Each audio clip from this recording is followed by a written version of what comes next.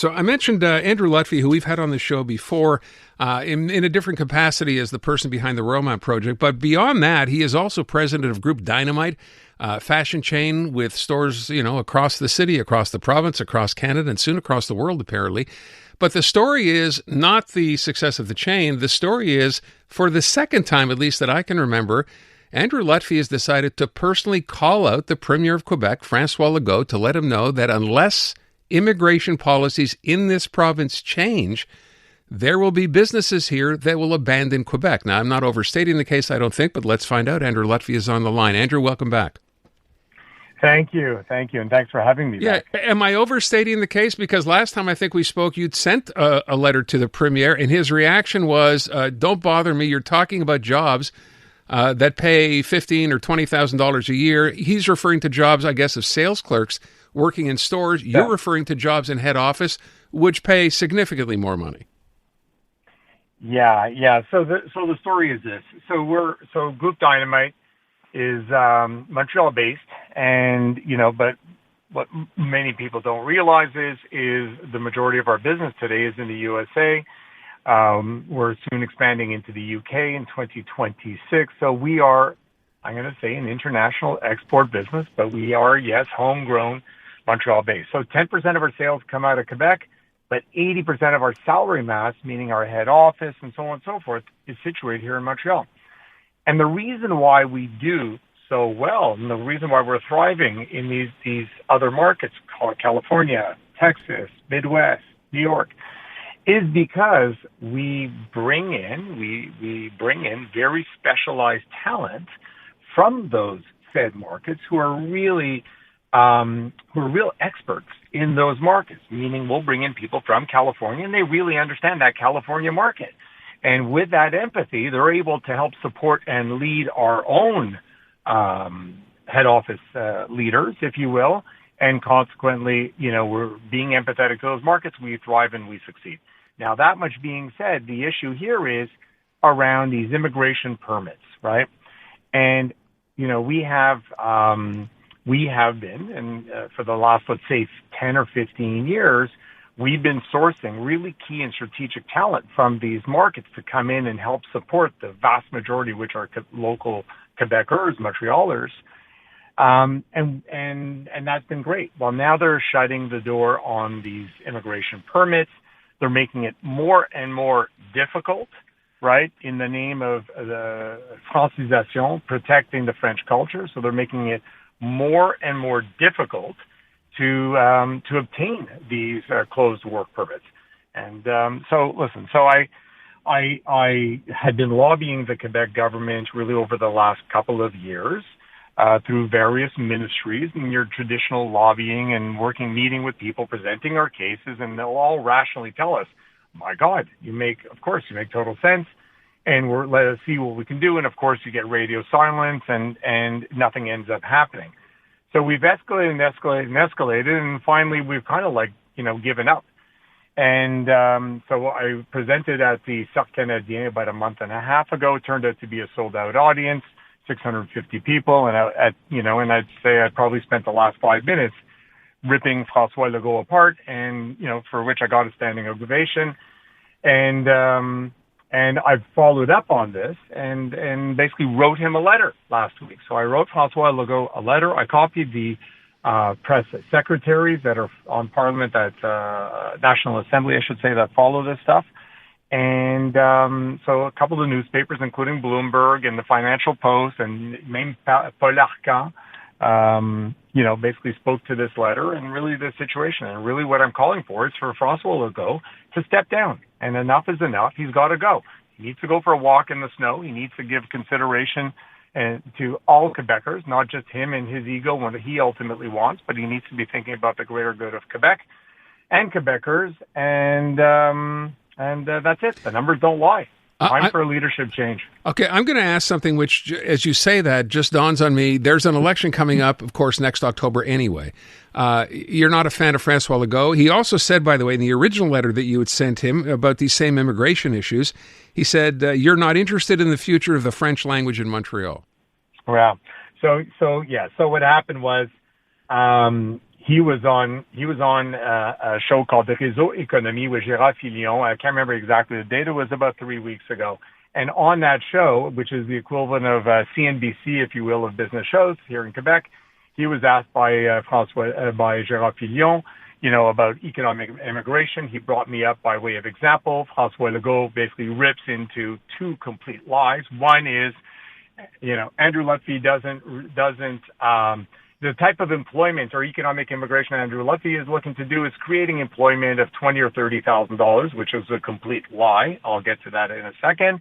And he goes, and furthermore, Mr. Lutfy, which I can't even pronounce my name properly, Mr. Lutfy couldn't give a shit about French here in Montreal.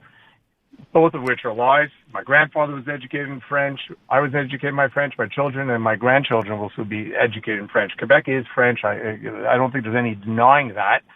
But anyway, so really my letter was in fact to begin with calling him out for those gross lies, complete disrespect, of course, to Groupe Dynamite and our thousands of employees, but complete disrespect, if you will, to all Quebecers, quite frankly.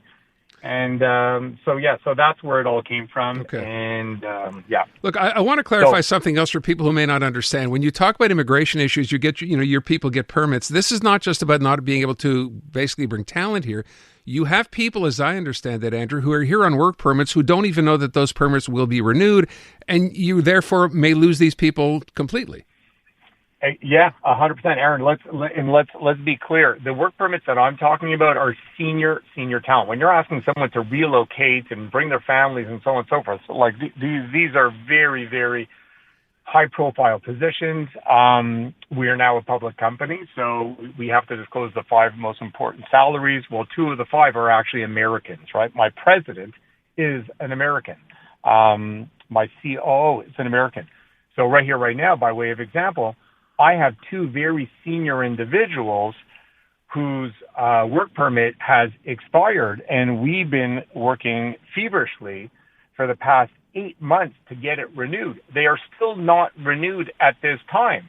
So these individuals, we don't know if we're going to be able to get these senior executives back into the country. This is insane. This is absolutely insane. Groupe Dynamite throws off hundreds of millions of dollars of what they call retombées économiques in the province of Quebec. This is absolutely insane. We're talking about maybe 30 out of 1,600 Quebec employees, out of 700 head office employees. That's what we're talking about. And when, and with those key and strategic employees, we are able to keep running our export business, being empathetic to our markets. So now the issue here is, in my opinion, is you got a François Legault that realizes at the end of the day, he is a separatist. He appreciates he will never win a referendum as long as Montreal is strong. And so consequently, it really is not in his interest to do anything to support Montreal, whether it's the changes to Bill 96 or whether it's supporting economic immigration. He makes it clear that he might be open to economic immigration in regions, meaning in CAC regions, to be precise. Look, I'm going to run out of time. I want to point out the one thing that you're quoted as having said in here as well. You wrote, if nothing changes after the election, we're out of here for sure. My question then is, let's say, the CAC was to lose, and indications are right now that they would. You're going to end up with, as it stands right now, the PQ. You're not any further ahead that way. Probably not. I mean, listen, I don't really know what PSPP's economic immigration policies are going to be, and is he really going to pull a referendum or not? But listen, if we assume nothing changes on the economic immigration side, and furthermore, there is a reality of having to deal with a referendum, for sure we're out of here. Absolutely. Listen, we're a public company. And, I mean, you can look up the market value. It's really quite incredible. I have shareholders for whom I have to answer to.